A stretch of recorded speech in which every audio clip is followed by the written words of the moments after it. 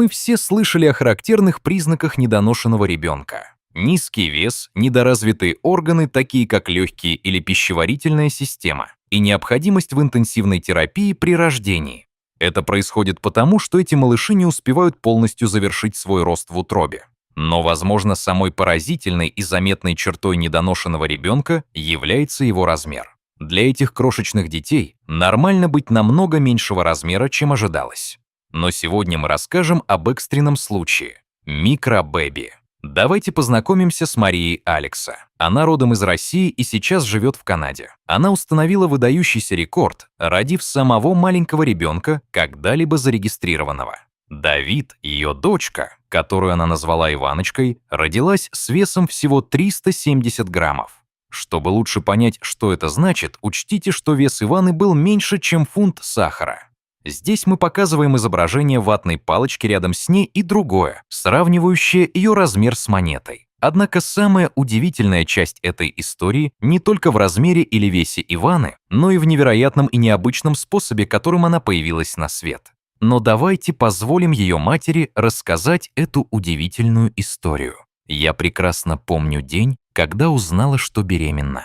Это был октябрь 2017 года, и хотя мы планировали завести ребенка, какие-то странные симптомы стали меня беспокоить. Я знала, что слишком рано для того, чтобы получить ясный результат на тесте на беременность. Но я решила все равно сделать тест, не ожидая ничего особенного. Я отложила тест в сторону, будучи уверенной, что он ничего не покажет, и продолжила свои повседневные дела. Через несколько часов я снова проверила и увидела 2 полоски. Волна счастья накатила на меня. Я не могла дождаться, когда мой муж вернется с работы, поэтому сразу же позвонила ему. «Ты можешь приехать домой? У меня есть что сказать». Он мгновенно догадался. «Ты беременна!»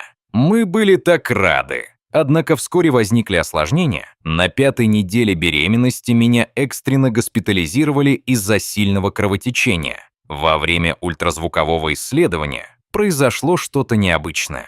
Радиолог, который обычно не участвует в этих тестах, вошел в комнату лично. В Канаде, где мы живем, это происходит только в исключительных случаях. Когда техник проводил исследование и отправлял результаты лечащему врачу, я заметила, как они смотрят на меня с беспокойством и вызывают другого врача. Я начала ощущать глубокий страх. Что-то было не так. Ситуация стала более серьезной, когда был вызван главный врач отделения. С серьезным лицом он сообщил мне новость, которую никто не хочет слышать. У меня была угловая трубная беременность. Плод находился в углу между маткой и фаллопиевыми трубами, что представляло собой наиболее опасную форму внематочной беременности. Серьезность ситуации заключалась в том, что если беременность продолжится, я могла не только потерять ребенка, но и свою матку, рискуя будущей фертильности. В тот момент не было ни мягких слов, ни эмоциональной поддержки. Они сообщили мне с жесткой ясностью, что беременность необходимо прервать немедленно. Они объяснили, что для этого потребуется всего лишь таблетка. Но я категорически отказалась. Я знала, что не могу принять это решение. Несмотря на риск, меня немедленно госпитализировали, запретив есть или пить, подключили к системе и предупредили, что из-за интенсивного кровотечения плод, скорее всего, будет естественным образом изгнан в течение ночи. Новости были разрушительными. В ту ночь я написала своим родителям, которые еще не знали, что я беременна. Мой муж и я решили дождаться 12-й недели, чтобы поделиться новостью, и, рассказав им, что происходит, они просто сказали: «Верьте и молитесь. Бог совершит чудо». И именно это мы и сделали. Мой муж положил руку мне на живот, обращаясь к малышу, умоляя его переместиться в правильное место. В своей отчаянии я нашла форум, предлагающий лежать на определенном боку, чтобы помочь плоду перераспределиться, хотя это казалось абсурдной идеей. Я попробовала. В больнице не было доступных палат, поэтому меня разместили за перегородкой в коридоре. Это было не самое комфортное место, но я молилась изо всех сил, прося о помощи от Бога. На следующее утро они провели 3D-ультразвуковое исследование, то, что обычно в таких случаях не делается. Но по какой-то причине они сделали исключение для меня. Выражение лица врача изменилось, и она вызвала главного радиолога. После тщательного анализа результатов они обнаружили, что плод находится в матке. Хотя опасность не исчезла полностью, теперь была возможность продолжить беременность. Позже на другом ультразвуковом исследовании мы увидели, как малыш двигает свои крошечные ножки. Но врачи были обеспокоены, подозревая, что она может проявлять признаки синдрома Дауна. Они предложили провести генетический тест, хотя я уже знала, что вне зависимости от результата я буду продолжать беременность. Они наполнили меня страхом, предупреждая о возможности несовместимых с жизнью деформаций. Тем не менее, я согласилась на тест, и к моему облегчению результаты показали 99% вероятность того, что проблем не было.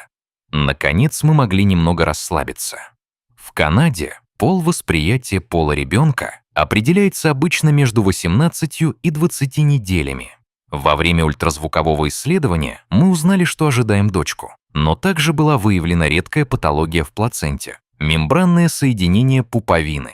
Это привело к тому, что наша дочка отставала в росте на 2 недели, так как плацента не могла получать достаточно питательных веществ. Наконец, на 23-й неделе я пришла на плановый осмотр, чтобы измерить давление. В тот день я даже не планировала идти, так как на прошлой неделе уже видела специалиста по сложным беременностям. Но что-то заставило меня пойти в клинику, и я не зря потратила время.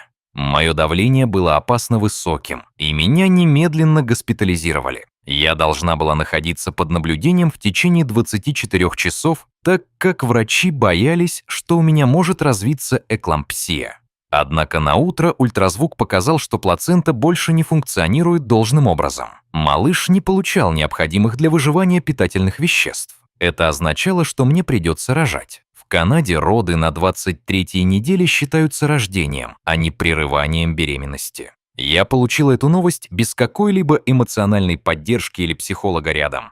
Я была одна. Но худшее еще впереди. 2 часа спустя врачи вернулись с разрушительным решением. Это не будут роды. Мы прервем беременность, сказали они. Моя дочка весила всего 330 граммов, обычный вес 20-недельного плода. По их мнению, такой крошечный ребенок не мог выжить, так как для любой шанса на выживание необходимо минимум 500 граммов. Они объяснили, что индукция родов проведется так, чтобы она родилась без жизни. Но я спросила, а что, если она сможет дышать? Учитывая эту возможность, они предложили укол, чтобы гарантировать, что малыш не будет дышать в утробе. Но я отказалась. Меня оставили в больнице на всякий случай, хотя мне было ясно, что спасать ребенка не собирались. В отчаянии я искала помощь в интернете и обращалась к различным врачам. Некоторые из лучших специалистов в России и Израиле рассмотрели мой случай, и все сказали одно и то же. Забудьте об этом, подготовьтесь к следующей беременности. Кровоток к плаценте был практически отсутствующим, что делало невозможным рост ребенка. На самом деле было удивительно, что она все еще двигалась. Я решила предпринять отчаянный шаг и предупредила врачей, что если они не помогут мне, я найду другую больницу. Столкнувшись с моей решимостью, они согласились провести последний ультразвук, когда я достигну 24 недель. Если по чуду ребенок наберет вес, они пересмотрят свое решение. Это было почти невозможно. Но я ждала неделю, одну из самых длинных и трудных в моей жизни. Я не могла спать и страдала от постоянных головных болей. Но я знала, что лучшее, что я могла сделать, это сохранять веру и оставаться спокойной. Я лежала в постели, слушая молитвы на Ютубе, и пыталась держаться. Через неделю они снова измерили вес малыша. Врачи вошли в комнату с улыбками. Она набрала 100 граммов. Они пообещали поговорить с неонатальной командой, и мне предоставили возможность родить. С этого момента наблюдение стало постоянным. Они проверяли сердечный ритм плода и кровоток к плаценте. Я знала, что при малейшем изменении мне проведут экстренное кесарево сечение. Через несколько дней новый ультразвук показал, что малыш весит 430 граммов. Но плацента больше не функционировала. На следующее утро меня перевели в родильное отделение. Я позвонила своему мужу и сестре, которые пришли, чтобы поддержать меня. Сложно описать, что произошло дальше. Я была в сознании, когда мне вводили эпидуральную анестезию. Я не чувствовала боли, но знала, что происходит что-то важное. И затем чудо произошло. Это был, безусловно, самый счастливый момент моей жизни, когда я услышала плач своего ребенка. Даже сегодня, когда я вспоминаю это, я не могу сдержать слез. Это было практически невозможно для ребенка, рожденного на таком этапе, закричать или дышать самостоятельно. Но как только я услышала ее голос, весь страх, который я испытывала, исчез. Врачи также были поражены. Они сказали мне, что Ивана умнее, чем кто-либо из нас. Оказалось, что она не весила 430 граммов, как мы думали, а всего 370 граммов. Если бы врачи знали это раньше, они бы никогда не позволили ей дожить до родов. Неонатолог, который принимал ее в тот день, признал, что если бы она не двигалась и не кричала, никто бы не дал ей шанса. На самом деле, когда неонатальная команда, сбитая с толку, спросила: «Что теперь?», он твердо ответил: «Подключите ее к кислороду». Любой другой врач, вероятно, счел бы ее безнадежным случаем.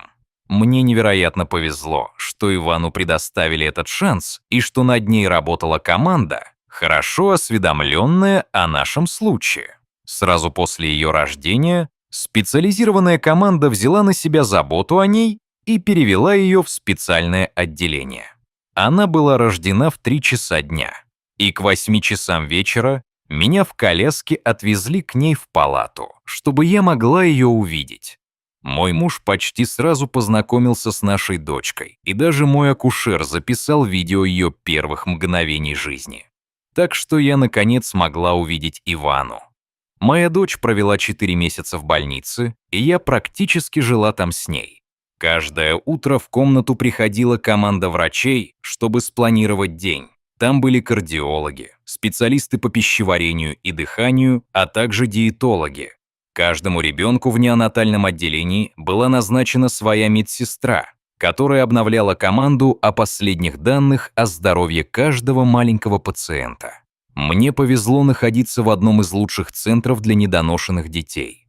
Однако даже там лечили только чрезвычайно сложные случаи, обычно при исключительных обстоятельствах, таких как женщины, которые пытались забеременеть много лет и для которых это был последний шанс.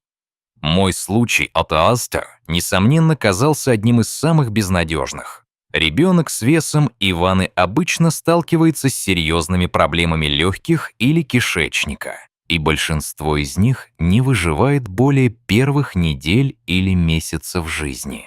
Те, кто выживает, часто сталкиваются с осложнениями на всю жизнь. С самых первых дней мне разрешили прикасаться к дочке, чтобы она могла почувствовать объятия родной мамы. Она получала мое грудное молоко через специальную трубку. 2 недели спустя, когда ее катетеры и капельницы сняли, мне разрешили держать ее на руках по 2 часа в день. Это был нелегкий процесс. Ивана была подключена к вентилятору и требовала внимательного наблюдения. Когда она становилась крепче, мне разрешали держать ее дольше. Однажды я даже держала ее целых 10 часов в один день. В Канаде врачи поощряют держать детей в физическом контакте с матерями так долго, как это возможно, так как это способствует развитию мозга и жизненно необходимо для того, чтобы ребенок ощущал близость матери. Во время нашего пребывания в больнице мне пришлось столкнуться с многими трудными моментами, когда мне нужно было принимать решения по поводу лекарств, которые вводили Ивану. Я часто доверялась своей интуиции. Однажды врачи предложили лекарство для закрытия кровеносного сосуда в сердце Иваны, но оно имело серьезные побочные эффекты, особенно на пищеварительную систему, и могло вызвать серьезные осложнения. Я почувствовала подавляющее беспокойство при мысли о том, чтобы дать ей это лекарство. Поэтому после долгих размышлений я отказалась. Я знала, что есть шанс, что сосуд может закрыться самостоятельно. Приняв это решение, я почувствовала немедленное спокойствие, как будто это была воля Божья. Только один врач поддержал мой выбор, и к моему облегчению сосуд закрылся спонтанно на 32-й неделе. Самым удивительным было то, что этот вид сосуда обычно вызывает респираторные проблемы. Но у Ивана не было никаких проблем. На 34-й неделе она начала дышать самостоятельно, что удивило врачей. Ребенок, родившийся весом всего 370 граммов и дышащий самостоятельно на 34-й неделе, был просто невероятен. На последней неделе в больнице мне позволили полностью заботиться о Иване самостоятельно. Я всегда старалась делать все, что могла. Я помню, когда она весила всего 700 граммов. Я уже сама меняла ей подгузники. В последние 4 дня мне предоставили отдельную палату рядом с ее, чтобы я могла справиться совсем сама. Из-за этого, когда мы наконец вернулись домой, я чувствовала себя полностью спокойно и была переполнена счастьем. Некоторые могли подумать, что я ошиблась, рискуя так много ради моей дочери. Но, к счастью, никто не сказал этого мне в лицо. Все молились за нас. Когда я поделилась своей историей на Facebook, я изначально намеревалась, чтобы только мои друзья ее прочитали. Но я случайно опубликовала ее публично. Именно тогда я начала получать сообщения от людей со всего мира, которые говорили мне, как они вдохновились нашим опытом. Я получила множество поддерживающих слов. И, оглядываясь назад, я глубоко признательна за то, что решила поделиться нашей историей. Теперь у нас есть Иван. И ее характер был очевиден с самых первых дней. Медсестра, ухаживавшая за ней с самого начала, сказала мне, что моя дочка – настоящий боец. Она проявляла недовольство каждый раз, когда ей меняли подгузник или когда кислородная маска мешала ей. Эта настойчивость все еще часть ее личности. Ивана не терпит ничего, что ей не нравится. В то же время она невероятно жизнерадостная. Она улыбается, много смеется и общается по-своему, издавая сладкие звуки. Ей нравится сидеть на руках и наблюдать за всем вокруг. Она любопытна к миру, который ее окружает. Недавно мы посетили педиатра, который оценил ее развитие по откорректированному возрасту, как будто ей 3 месяца. Учитывая время, когда она должна была родиться, она не только соответствует ожиданиям, но во многих аспектах даже опережает свой возраст. Пока мы еще были в больнице, одна из медсестер сказала мне, что она раньше волонтерила в неонатальных центрах на Украине, привозя оборудование для недоношенных детей и обучая персонал. Позже, по чистой случайности, я встретила женщину, которая планировала аналогичный проект в Зимбабве.